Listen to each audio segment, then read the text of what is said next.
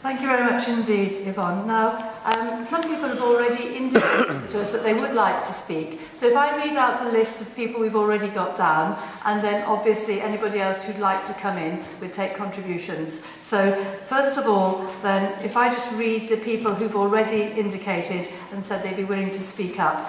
Phil Jew, Julie Bishop, Will Horowitz, Surinder Singh, Marge Butler, Ed Turner, and Mark Kelly.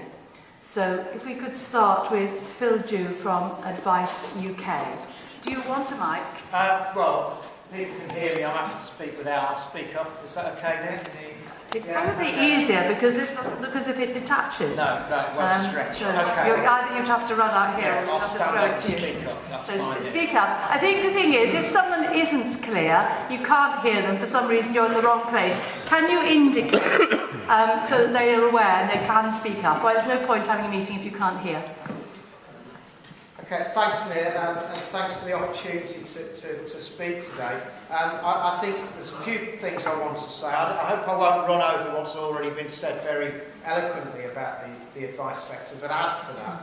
I think firstly, it's a word about the sector and what we mean by the advice sector, some of the realities that currently face the sector, and how we need to think differently, I think, about the advice sector if we're really to challenge some of the things which are happening at both local and national level to the advice sector. First, about what the sector is, and about Advice UK. Not many people necessarily know this, but we're the largest network of independent advice services in the UK, with nearly 900 members, 770 odd of which work it throughout England and Wales. Very diverse group of agencies, if you like. They're the Heineken of the advice sector. They often reach parts of the community that other services and other advice services don't necessarily reach. So it's with some dismay sometimes that we hear the advice sector equated with Citizens Advice Bureau, and that's very often that comes from government ministers, but it sometimes comes from opposition benches as well. And it's an important point. It's not a partisan point, and it's not a sectarian point. We stand beside CABs and Citizens Advice Bureau in the Justice for All movement. But it's important because if we don't recognise that, then people don't get access to the types of services which meet their needs and a sort of diverse and plural provision that is needed to deal with the range of advice needs which is out there. And we also fail to recognise the huge scale of the advice sector, the diversity of the sector, the huge untapped potential that lies within it. A bit about the costs. Well, we've been asking our members what's going on for you out there.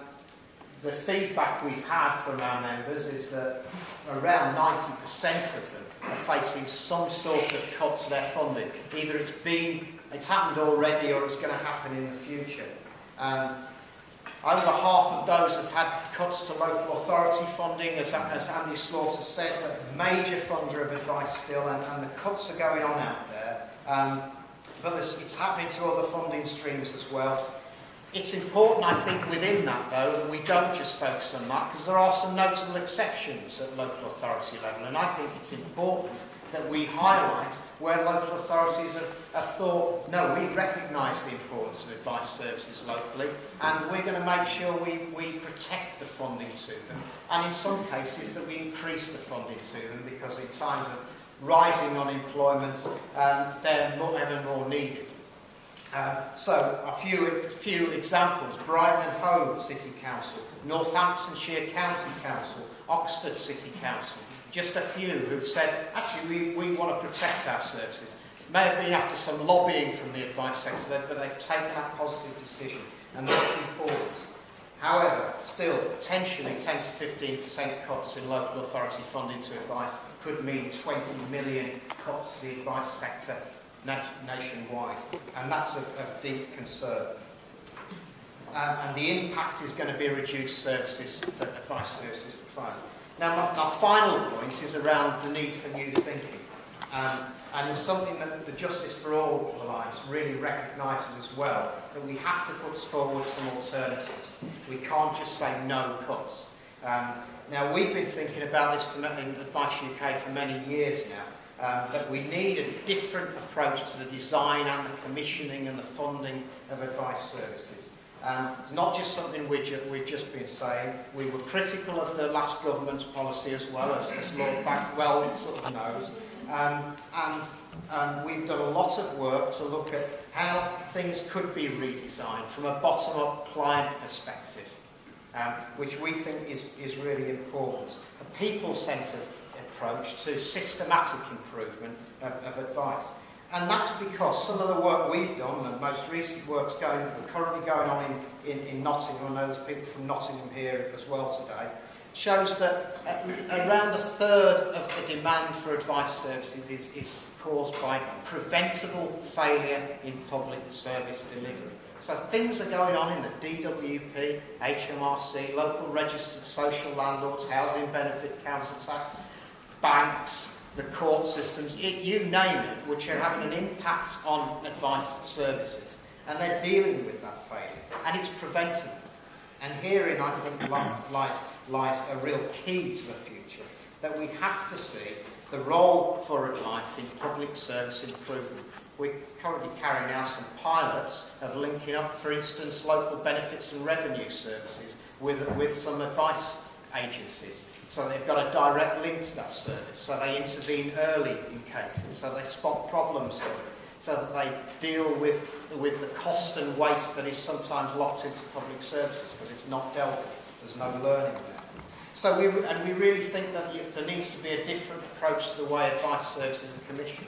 So it's not about top-down specification of what services should look like, but about commissioning services for the value they can provide, the value they can add, and the difference they can make to people's lives.